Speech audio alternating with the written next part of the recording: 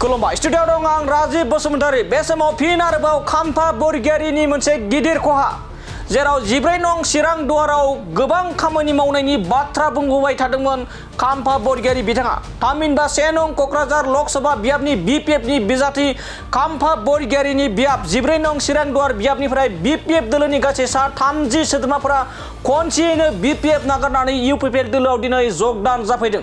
आरो खाम्फा बरगयारिनिनो मोनसे समनि एबा खाम्फा बरगयारि बियाबनिनो दैदेनगिरि बिथांमोना खाम्फा बरगयारि बिथांनि सायाव गोबां मानि अजद होदों।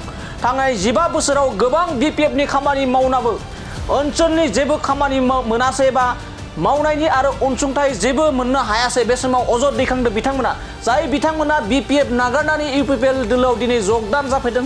बिथाङानो फोरमायदो दि दिनैनि समाव 14 नं चिरां दुवाराव बिपिएफ दोलोआ बिग जिर' जानो थांगासिनो दं होननानै बे समाव जाय बिथांमोना बिपिएफनिफ्राय दिनै इउपिपिएल दोलोआव थामहिनबा 14 नं चिरां दुवार रनजित बसुमतारी बिटिआरनि मावफुं सोद्रोमा रनजित बसुमतारी बिथांनि बियाबाव बिपिएफ दोलोखौ नागारनानै जाय बिथाङा दिनै जगदान जाफैदों इउपिपिएलआव, बिथाङानो फोरमायदो दि फैबाय थानाय समाव बिपिएफ दोलोआ बिग जिर' जानो थांगासिनो दं 14 नं चिरां दुवार बियाबाव।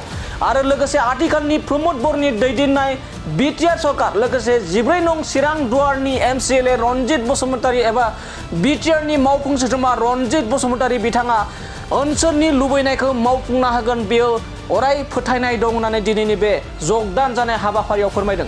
बे समाव फिन नोंथांमोननि गेजेराव गोसोखांहोनो नाजायोदि आथिखालनि 1 नं क'क्राझार लकसभा बियाबनि बिजाथि बिपिएफनि बिजाथि खाम्फा बरगयारि बिथांनि बियाबावनो बिपिएफ दोलोखौ नागारनानै दिनै 14 नं चिरां दुवारनि रनजित बसुमतारीनि बियाबाव इउपिपिएल दोलोआव जगदान जाफैदों। आरो बे समाव बिथाङा एबा बिथांमोना फोरमायदो दि थांनाय गोलाव समाव खाम्फा बरगयारि बिथाङा गावनि बियाबावनो जेबो खामानि मावनो हायासै होननानै बिथाङा फोरमायबोदों। बेखायनो दिनै इउपिपिएल दोलोआव जगदान जाफैदों होननानै बिथांमोना फोरमायो। लोगोसे आरोबाव गोबां सोद्रोमाफोरा जिर' जाजासे इउपिपिएलआव बिपिएफनिफ्राय जगदान जाफैगोन आरो बिथाङा लानानै फैबावगोन होननानै बिथाङा खौरांनि गेजेरजों रोखा फोरमायदों। दानिया फैदों 14 नं चिरां दुवार थामहिनबा खाम्फा बरगयारि बिथांनि सायाव माबायदि बाथ्रा बुंदों जों बिथांनि जगदान जाफैनाय जाय बिथांमोना दिनै इउपिपिएलखौ मोजां मोननानै जगदान जाफैदों बिथांनिफ्रायनो जों खौरांनि गेजेरजों आबुङै मिथिना लानि। गामिनि जिहेतु दाख्लैबो आङो जेएम सारखौ लेंहरनानै माखासे गोनो गोथो जानाय समाव आं लेंहरनानै सारजों रायज्लायदोंमोन आरो नाथाय बिथांमोननिफ्राय जेबो अनसुंथाइ मोनैनि थाखाय आरो गोदोनिफ्रायबो मोनबोखायाखै जोङो माने हादान ओनसोलनि हिसाबै जोङो माने जेखौ नांगौ मोननाय लुगैनाय बायदि जों मोननो हायाखै।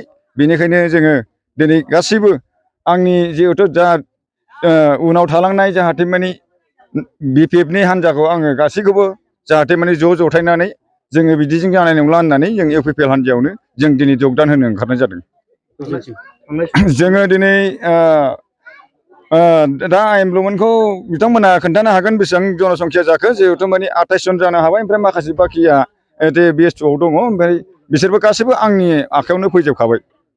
आं बेखौ सिगांनि समाव आङो बिराद माने सिरियास लादोंमोन बिपिएफनि जानानै बिराद खस्थ' लादोंमोन आरो खामानिबो मावनो ओंखारदोंमोन, नाथाय जोंनाव प्राइमारि गैया मा गैया हिसाबै जोङो खुंग्रिं प्राइमारिजों लोगो जानानै नाथाय जोंनि खुंग्रिं प्राइमारिनिफ्राय जोङो जेबो अनसुंथाइ मोनाखै। जोङो लाइमुथि प्राइमारिनिफ्राय बोखावनानै जोङो खुंग्रिंनि प्राइमारिजों जोङो लोगो जादोंमोन आरो जों एटाच खालामनानै जोङो माने खामानिखौबो ज' मावदोंमोन, नाथाय जोंनो जेबो अनसुंथाइ होयैखाय जोङो दुखु मोननानै आङो बेक्तिगत आङो गाज्रि मोननानैनो आङो आंनि उननि जाहाथे माने आइ आफामोनखौ गासिखौबो आङो इउपिपिएलआव लाबोजोबनो होननानै आं माने मिजिंथिना थाबाय। दिनैनि दिनाव आङो जाहाथे माने गासिबो सासेबो थाबोनो मोननाय नंला होननानै आङो माने गासिखौबो जमा खालामनानै जिहेतु माइनावपुरि हाब्रुबारि जोङो साफा सानै दङ मानसिखौबो जाहाथे माने खना खनला दङखौबो आं लाबोजोबगोन, आं बेखौ मिजिंथिखायबाय। इउपिपिएलनि जानानै जाहाथे माने जोंनि अनसुंथाइफोरखौ जाहाथे सुफुंगोन आं बेखौ आसा खालामदों। जोंहा जोंनि बे परिबेसा गाज्रि लामानि दंग'नि आरो स्कुलनि बायदि बायदिनि जिहेतु मोन्थायखौ जों मोननो थाखाय जोङो इउपिपिएलनिफ्राय आसा खालामदों। आरो जोङो दाबो बुंनो थाङोबा जोङो दंखल गंसे गैया स्कुलाव, प्राइभेट स्कुल, आरो जोंहा लामायाव दा नै औवा जेंलाबनिबो जोङो एसेबो थाइसेबो जोङो माने मोनबोनाय जाया।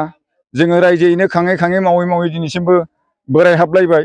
माने बिपिएफआव थायै थायैनो दायो जोङो माने इउपिपिएल सरखारनिफ्राय जोङो दा माने बेखौ जोङो माने गांनाय उखैनायखौ माने सुफुंनानै होगोन आं बेखौ आसा खालामदों आरो।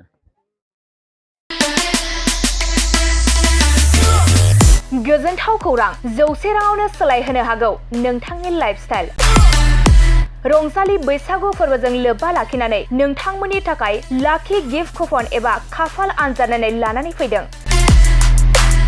चिरां जिल्ला काजलगाव खाग्राबारि माइनाव जुबक संघआ सनाथि मायथाइ फालिथायजों लोब्बा लाखिनानै नोंथांमोननो गेदेर खाफाल आनजाद नायनाय लानानै फैदों आरो बे खाफाल आनजादानो 100 रांजों नोंथांनि लाइफस्टाइलखौ सोलायहोनो हागौ। लोगोसे बे खाफाल आनजादाव नोंथांमोननि थाखाय बान्था महरै दं Tata Ultra bus, Mahindra Scorpio', Mahindra Thar, XL 6 नेका, Baleno, Swift Dzire, Tata Punch, WagonR, Alto' K ten, Celerio', Ignis, Alto' K ten, XLI, Mahindra tractor. अब्लालाय मानोथो गोबाव खालामबावनो? नोंथाङा अनलाइन आरो अफलाइननि गेजेरजों एबा 9678954511 69000 79427 9394649601 8822 322296 7002837 061 नाम्बाराव कन्टेक्ट खालामनानै कुपनखौ लाहरनो हागोन।